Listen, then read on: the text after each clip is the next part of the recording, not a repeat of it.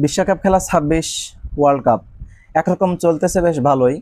সে আপনার সাজানো হোক বা হচ্ছে গিয়ে একটা প্ল্যানিং একটা খেলা, যে যাই কিছু বলুক না কেন, কাউকে চাচ্ছে ফিফা ওয়ার্ল্ড কাপ দেওয়ার জন্য সেট আপ করে রাখছে, আর কারোর ক্ষেত্রে কঠিন করে রেখেছে। তো যাই হোক, এভরিথিং মিলে বেশ ভালোই আছে, চলতেছিল খেলা, ভালোই চলতেছে।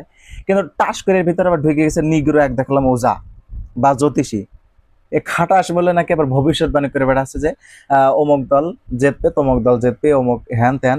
স্পেশালি আপনার হচ্ছে আর্জেন্টিনার ক্ষেত্রে বেশি ভাইরাল হয়েছে যে পরবর্তী ম্যাচে কোপ ভার্দে নাকি তাদের সাথে একটা ম্যাচ আছে, সেই ম্যাচে হচ্ছে গিয়ে আপনার আর্জেন্টিনা বাড়ি চলে যাবে, হেরে যাবে, বিশ্বকাপ থেকে বাদ পড়ে যাবে।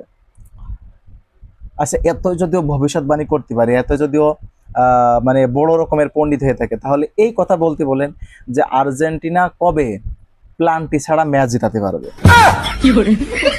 আর ফিফার এই টাকলাটা কবে বাদ পড়বে? ঠিক আছে, মানে এত বড় পণ্ডিত যদি হয়ে থাকে, এত বড় জ্যোতিষ যদি হয়, তাহলে এই দুইটা জিনিস জানা খুবই জরুরি। আচ্ছা, সে ভবিষ্যৎবাণী করলো করলে একরকম ভালোই, কিন্তু আমাদের দেশের গণমাধ্যম, বড় বড় গণমাধ্যম সেটা খুব ঢালাওভাবে প্রচার করতেছে যে অমুক জ্যোতিষী সে এই কথা বলেছে।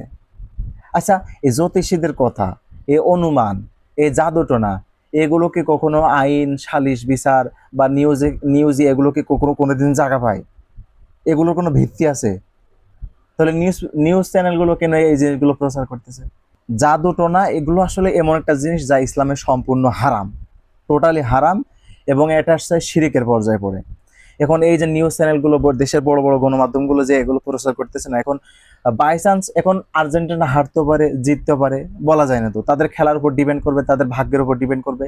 তো বাই চান্স যদি দেখা যাচ্ছে যে আর্জেন্টিনা হেরে গেল, বাড়ি চলে গেল, মানে ওই জ্যোতিষীর কথার সাথে মিলে গেল, তাহলে মানুষ ভাববে কি যে এই জ্যোতিষীগুলো হয়তো কথা, তাদের কথাগুলো ফলে তারা হয়তো সঠিক কথা কয়, মানুষের একটা ধারণা চলে আসবে না, মানুষের জাদুটনার প্রতি একটা আকর্ষণ বেড়ে যাবে। এটা কিন্তু একটা খারাপ দিক, স্পেশালি মুসলিমদের জন্য জিনিসটা খুবই খারাপ। তখন মানুষ আস্তে আস্তে এই জাদুকরি, কি বলে, এই সমস্ত জাদুটনার দিকে কিন্তু মানুষ ঝুঁকবে। বিভিন্ন ওঝার কাছে গিয়ে মানুষ তাদের ভবিষ্যৎ জানতে চাবে। এমনি তো মানুষ এগুলো আছেই, বিভিন্ন শিরিক টিরিক বা হচ্ছে কি আপনার এই জাদুটনা এক শ্রেণীর মানুষ আছে, তারা এগুলো খুব বিশ্বাস করে। কিন্তু নিউজ চ্যানেল যদি এই জিনিসগুলো প্রচার করে, যেগুলো আইনের ভিত্তিতে, কোনো আইনের দৃষ্টিতে কোনো ভিত্তি থাকে না যে জিনিসগুলোর, সেগুলো যদি বড় বড় গণমাধ্যমে প্রচার করা হয়, তাহলে মানুষ এর প্রতি ঝুঁকে যাবে। আর এগুলো মাসের ভিতরে আরো বেশি চর্চা হবে।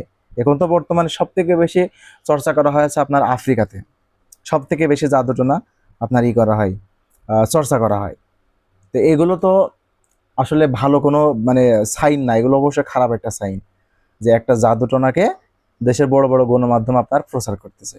তারপরে এই সমস্ত খেলা, স্পেশালি এই ফুটবল খেলায় ফিফা ওয়ার্ল্ড কাপ, এগুলো তো মনে করেন যে এটা বিশ্বের ভিতরে একটা অন্যতম একটা নজির। এখান থেকে যেটা করা হবে সারা বিশ্বের মানুষ এটা গ্রহণ করবে, এটা একটা বিরাট জিনিস। সুতরাং এটা আমার মতে কোনো ভালো জিনিস বা ভালো কোনো দিক না যে গণমাধ্যম এই সমস্ত জাদুটনাগুলো প্রচার করবে।